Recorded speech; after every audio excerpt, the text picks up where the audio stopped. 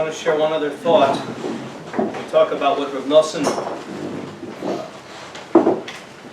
gave to the yeshiva and gave to the Talmidim. So next week, we're going to read about leadership in Klal Yisrael. And when Moshe Rabbeinu is knows that he's going to have to pass on the mantle of leadership, so he tells HaKadosh Baruch Hu, he addresses HaKadosh Baruch Hu in a very strange way. Yifkar Hashem Elokei Haruchos L'chol Basar. And Rashi is bothered, what is this terminology that God is Elokei Haruchos, the God of spirits. So Rashi says, Galui v'yadua lefanecha daito shel kol echad v'echad. You, God, know the unique individuality of every person, and enam domim zel lezeh. They're not all the same. Maneh aleim manik sheyeh sovel kol echad v'echad lefi daito. Appoint a leader who's able to be sovel, to carry each person with their different opinion and their different perspective. Too often everybody wants the other guy to be like them. And too many educators try to mold everybody in their image. And when HaKadosh Baruch Hu tells Moshe he's choosing Yoshua, he uses exactly the same phrase again. I'm giving you somebody, Asher Ruach Bo, Kasher Sha'alta, Yuchal Lahalech Keneged Rucho Shel Kol Echad Ve'echad, a leader who can lead according to the unique individuality of every person. And one of the things that Reb Nosson knew how to do, and we tried to emulate that, and certainly our interactions with him and the Masorah from him and through him to Reb Yaakov, was the idea of responsible, individualized guidance. And Reb Nosson was that person that knew how to read the personality, the individuality, to respect, to be sovel, to carry. Not just to tolerate somebody who's a little different, but to appreciate and to work with and to enhance the uniqueness of every individual. That was also something very special about Reb Nosson that is very, very rare in our generation. We're going to close with some words of Hesped from Rabbi Yosef, the older son, who was with us for many years. And again, I don't know if he knows that I went to argue with your father to say, why are you letting him, you got to talk him out of leaving.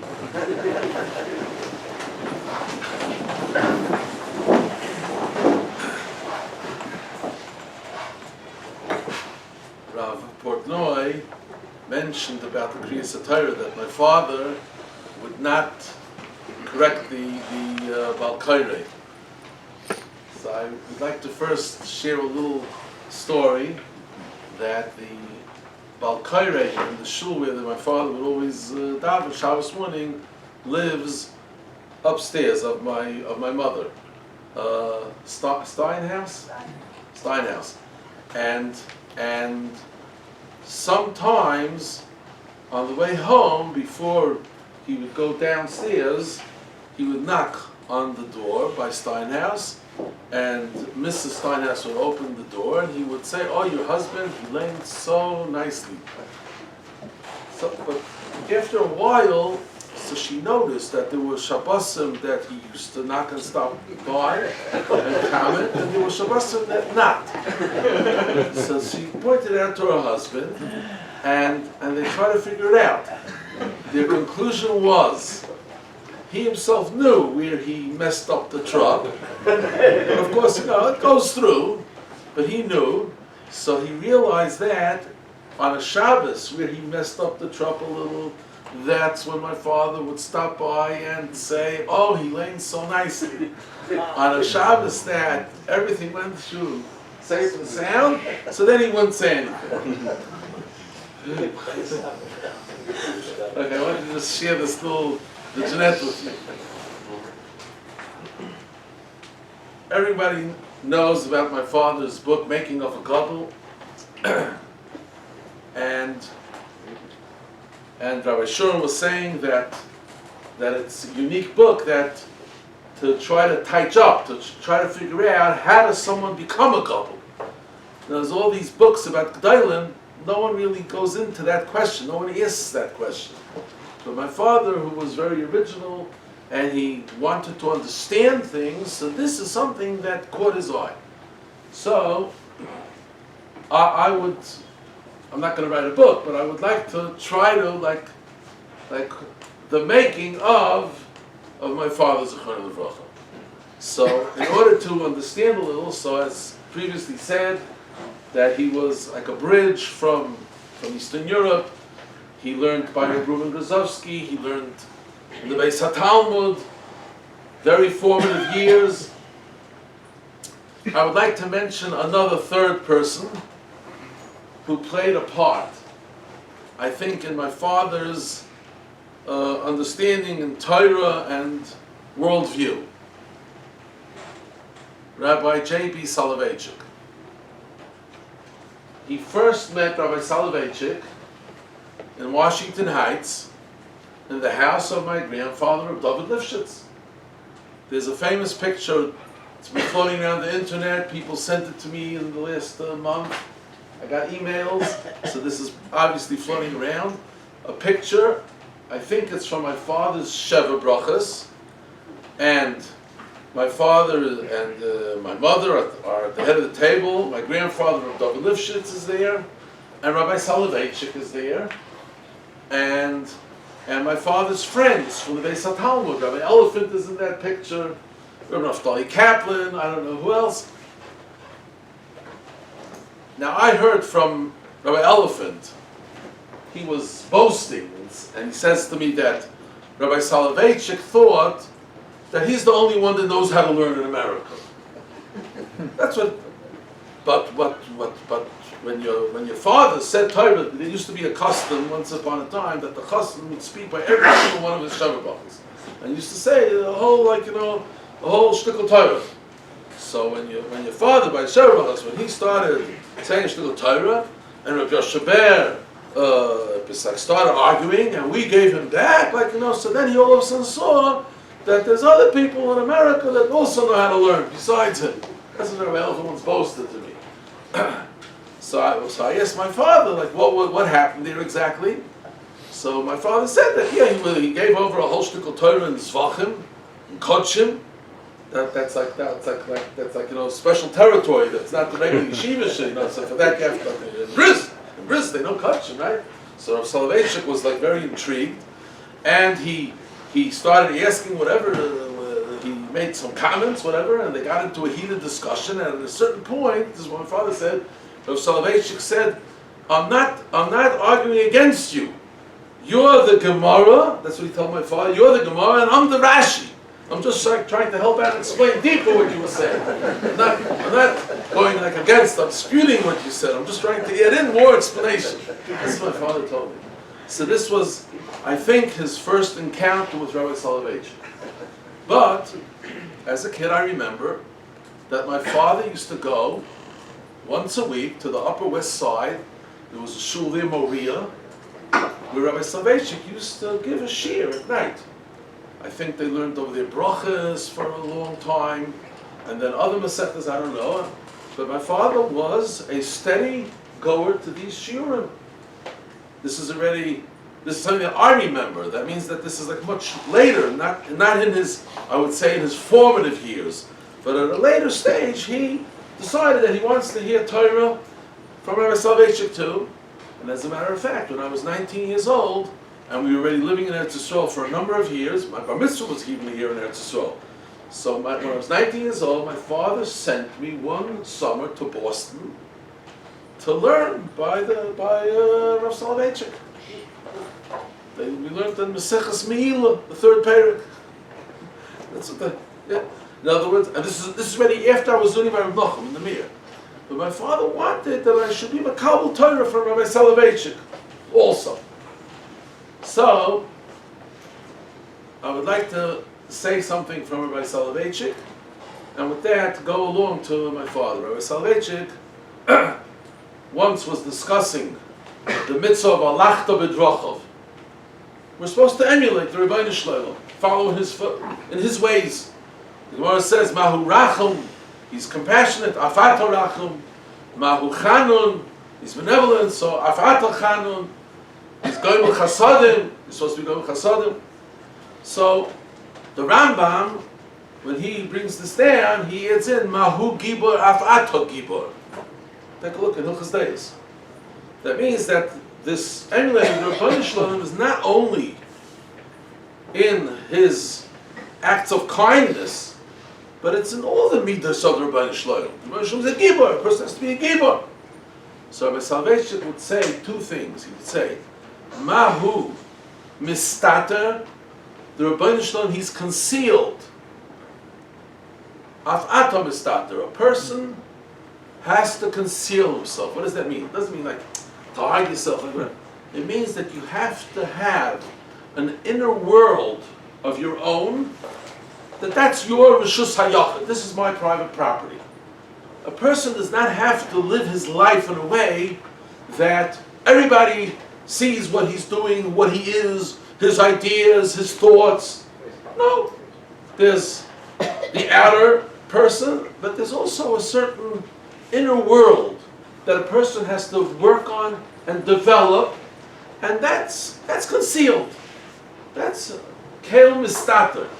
The Rabbi Shalom is not out there. He's hidden, he's concealed. Other people in his surroundings, they perceive, they can see, they can sense, pick up something from that concealment, right? But there's this inner world. That's one that Salvation said. And then there's another point he said. Ma Kadosh Baruch Hu Yochid Af Ato Yochid. The Rabbi Shalom is Yechidi. He's Keil Yochid Miyuchad. There's no one like him. A person, every person has to be unique. A person has to be something that he's individual, he's not like others. This is him. The uniqueness of every single person. Speaking before about that my father was able to relate to every single person, and not just to tolerate the other person, but to appreciate the other person and learn from the other person, see something to a more wisdom, another insight from another person, from other people, from other places in the world, other wakes of life. We have to learn, right?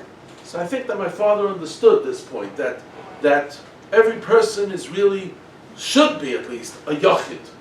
And Kishem She Partzufeim are Shoynais, Kach Deyoy Sein Shoynais, every single person has his own mindset, has his own way of thinking, and there's what to learn from another person. You're not. We were saying before that he was very humble, that he was able to give over his being Rosh Hashiva to three young Galite, and he'll take over and run the yeshiva because he was very humble, right? That's because he understood that there's other people in the world besides him. He's the only one that knows how to learn America. There's other people also. There's a big world out there. So insofar as his being concealed, that he had an inner world of some sort, he never spoke about himself. I mentioned this yesterday, and a cousin of mine said to me that he thinks that it's a Kamenetsky trait.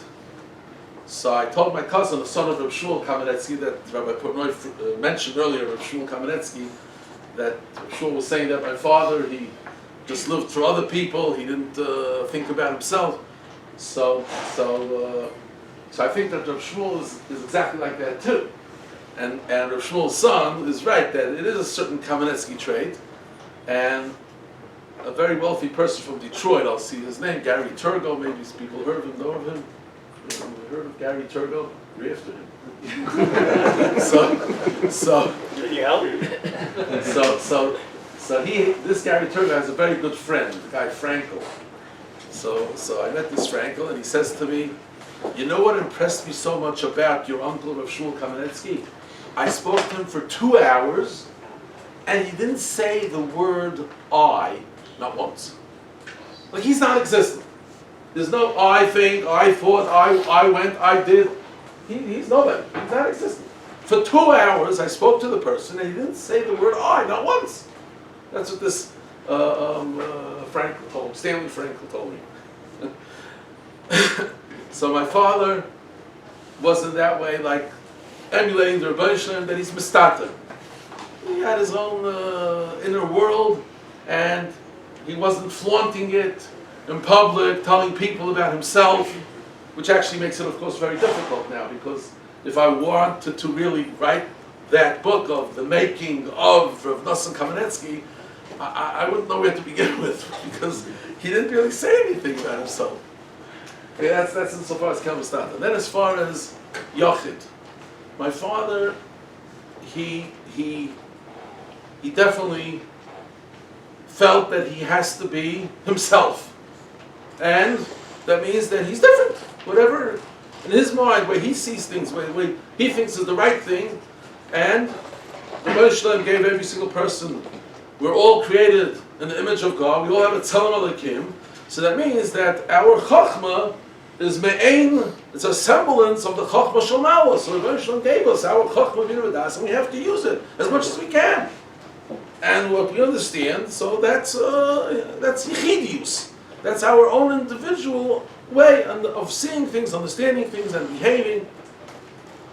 So I think that this trait is actually what brought him to write his magnum opus, The Making of a Gadol. It's different than all the history books. It's different than all the Gedolim books. It's unique. It's Yechidi. There's nothing like it. The questions that he asks over there, what he probes, what he tries to unearth, and the fact that he was not afraid to say the truth, to say that Rabbi Aaron Kotler read Russian literature as a child. And my grandfather also read Russian literature.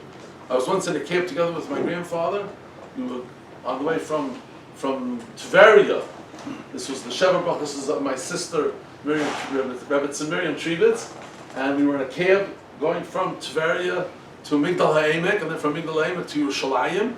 And the cab driver was a Russian Jew, and my grandfather was talking to him in Russian the whole trip. And at first, I was so shocked, like, wow, my grandfather was Russian. Where did that happen from? What do you mean? He was born, he grew up in Russia. So of course he speaks Russian, just like I can speak English. Like why was so surprised? Yes, when he was growing up as a kid in Russia, he read Russian literature, he read Dostoevsky, he read Pushkin, so did Baron Kotler. And that's mentioned in my father's Making of a Gadol, which of course caused a terrible furor, because that's terrible. How could that be, right? So, as a matter of fact, one of the people that signed against my father, so his father, who was a Rosh Hashiva in Lakewood, once asked my Zayda that what should he do? My son likes to read detective books. And so he's battling. He's not learning the whole time. He's reading detective books.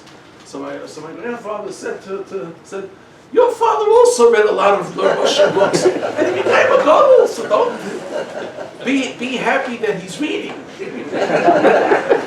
That he's reading. Now, when I was a kid, so reading was something that everyone did, right?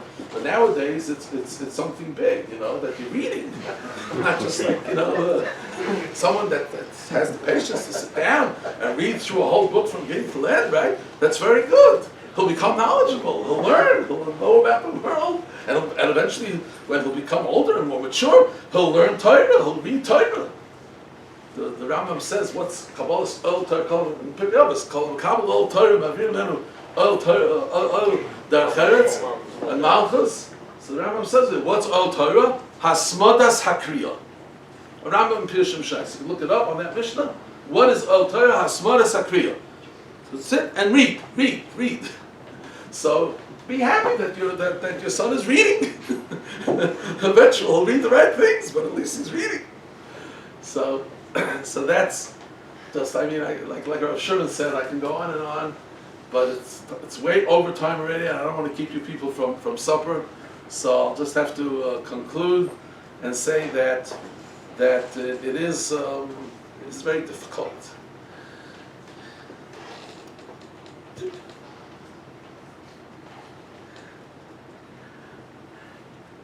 I've been working Actually, this is something that I have to express my hakaras hatov to Rabbi Shur. Rabbi Shur mentioned that he made a photocopy of all of my grandfather's ksavim. And as soon as my grandfather passed away, Rabbi Shur said that he's going to put together from all the ksavim my grandfather's chidushim on Nach. That was his project. Eventually, it turned out that besides the handwritten ksavim that my grandfather wrote in his notebooks, there's hundreds of hours of tapes that surfaced. And when Rav Shimon saw that, he said, I can't do it. And he actually fooled me little by little. He brought me once a box of tapes, 10 tapes. Middle of Malachim. He said, look, I found this box of tapes. Would you want to listen to it and everything? Oh, yeah, I said, I'd love to listen to it. Okay, so I sat and I listened to the tapes. I transcribed them. It takes hours to 1 hour of tape. It's like at least 5 hours of typing and transcribing, right? You know that. So I did the box, and then he says, here, I have another box. And then at one point I realized that okay, so the Maisa, I've been involved in this project. Of course, my how would I say it? My Vadat HaBikoret, that's in charge, that I put in charge of the project, was my father, and Rabbi Shurin, and Kamenetsky also. So whenever I came to a difficulty, whatever, I would ask them. But the person who I was most in contact with on this project, and I would sometimes email him 3 times a day, was my father. So, because he knew exactly what Rabbi Yaakov meant and would want.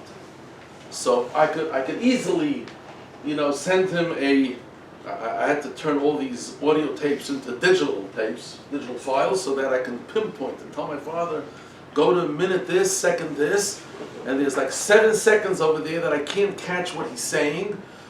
His Yiddish, whatever, is a little slurred. I don't pick up the words, or something that's difficult. Well, how could he say this? It says something, whatever. So I would have this ongoing masa u'matan, give and take with my father. This is really for years that we were like going through my grandfather Rabbi Yaakov's ksavim. So like Rabbi Shimon said that with his passing.